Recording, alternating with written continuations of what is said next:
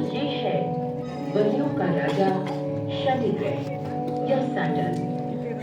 सुंदर दिखाई देने वाला ये ग्रह इतना हल्का है कि अगर इसे किसी पानी से भरे टब में रखा जाए तो हमें ये गुब्बारे के समान तैरता दिखाई देगा, क्योंकि इस ग्रह का घनत्व बहुत कम है, 0.7, यानी पानी के घनत्व से भी कम। अब हम सुंदर ग्रह और उसके लुभावने वलय की ओर बढ़ रहे हैं। पृथ्वी से इन वलयों को हम एक साधारण दूरबीन की मदद से भी देख सकते हैं। ये वलय पानी के बर्फ के छोटे बड़े टुकड़ों से मिलकर बने हैं, जिनका आकार कुछ सेंटीमीटर से लेकर कई किलोमीटर तक होता है। हर टुकड़ा स्वतंत्र रूप से शनि ग्रह की परिक्रमा करता है। वलयों का फैलाव 3 लाख किलोमीटर तक का है और चौड़ाई में 1 किलोमीटर से भी कम। शनि के अब तक 62 उपग्रह ज्ञात हैं। टाइटन शनि ग्रह का सबसे बड़ा चंद्रमा है। इसका वायुमंडल अधिकांश नाइट्रोजन से बना है, हमारी पृथ्वी के वायुमंडल के समान। खगोल वैज्ञानिक ये मानते हैं कि टाइटन के वायुमंडल के नीचे द्रव मीथेन की नदियां मौजूद हैं। ये ठंडी जमी हुई दुनिया है। क्या टाइटन पर जीवन विकसित हो सकता है? अरबों वर्षों बाद सूर्य एक लाल दैत्य तारा बन जाएगा और पृथ्वी को निकल देगा। उस समय टाइटन की स्थिति पृथ्वी के समान होगी और वहां जीवन विकसित होने की संभावना रहेगी। और ये है एन्सेलेडस, एक छोटी बर्फ से ढकी दुनिया। इसकी सतह समतल न होकर खुरदरी है और कुछ स्थानों पर अत्यंत बेहद भी।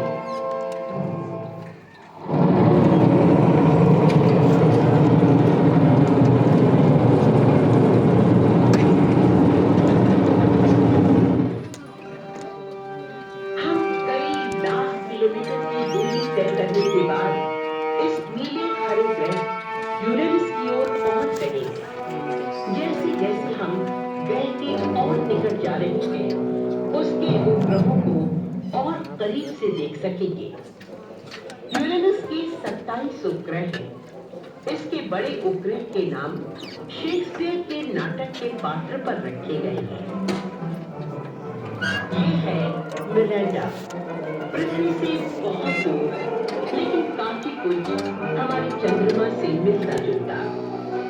क्या आप इन कटी हुई लकीरों को देख रहे हैं? ये एक दूसरे को किसी न किसी कोण पर काट रही हैं। इन खड़ी चट्टानों को देखिए, जो अपनी पृथ्वी की चट्टानों से भी अधिक ऊंची हैं। इन चित्रों से पता चलता है कि वर्षों पहले किसी धूमकेतु के टकराने से मिरांडा कई टुकड़ों में बंट गया। फिर यही मलबा एकत्रित होकर आज हमें इस उपग्रह के रूप में दिखाई दे रहा है। अब एरियल चंद्रमा को देखिए। इसकी सतह गठरीदार और गहरी दरारों से मिलकर बनी है, जो कई 100 किलोमीटर लंबी और लगभग 10 किलोमीटर से भी अधिक गहरी है। और ये है अम्ब्रियन, विशाल गड्ढों व अंधकार में सतह वाला चंद्रमा। इस उपग्रह टाइटेनिया को देखिए। इसकी सतह एरियल की सतह से मिलती जुलती है, लेकिन ये आकार में एरियल से बहुत बड़ा है। इस ओबरॉन चंद्रमा के गड्ढे एरियल व टाइटेनिया चंद्रमा के मुकाबले बड़े हैं। कुछ गड्ढों में से निकलने वाली किरणें कुछ ऐसी हैं जिन्हें हमने बृहस्पति के उपग्रह कैलिस्टो पर भी देखा है। लाल प्रकाश को अवशोषित कर देने वाली मीथेन धुंध की मोटी परत के कारण यूरेनस हमें नीले हरे रंग का दिखाई देता है और इस धुंध के नीचे तेजी से घूमने वाली हवाओं का अशांत वातावरण मौजूद है। आश्चर्यजनक बात यह है कि यूरेनस ही सिर्फ एक ऐसा ग्रह है जिसकी धुरी अपनी कक्षा में पूरी तरह से झुकी हुई है। ये सूर्य की एक परिक्रमा 84 वर्ष में पूरी करता है। इस कारण से यूरेनस का उत्तरी ध्रुव 42 वर्ष तक सूर्य के सामने रहता है और अगले 42 वर्ष तक दक्षिणी ध्रुव। और क्या आश्चर्य, बृहस्पति और शनि के समान यूरेनस की भी वलय है। ये वलय धूल के कण और छोटे छोटे बर्फ के टुकड़ों से बनी है।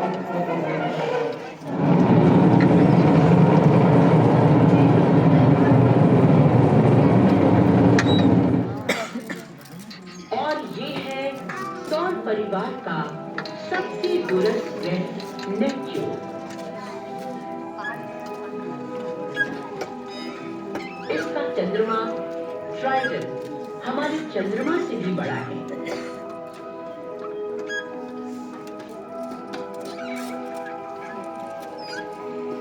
अरे इस झील को देखिए, इसका व्यास लगभग 200 किलोमीटर है, लेकिन हम इसमें तैर नहीं सकते क्योंकि ये पूरी तरह से जमी हुई है। और ध्यान दीजिए, इन विशाल पहाड़ उन चट्टानों पर आईओ चंद्रमा के समान ट्राइटन भी भौगोलिक रूप से सक्रिय है।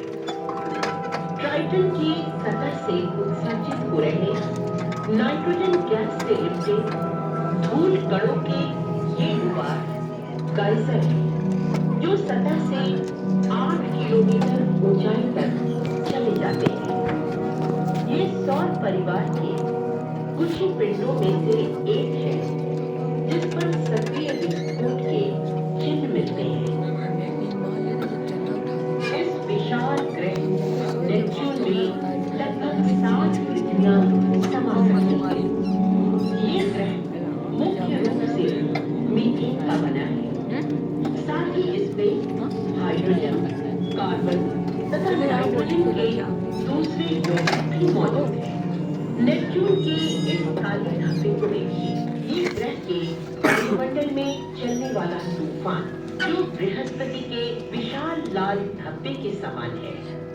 इन बादलों में सफेद धारियां भी दिखाई दे रही हैं।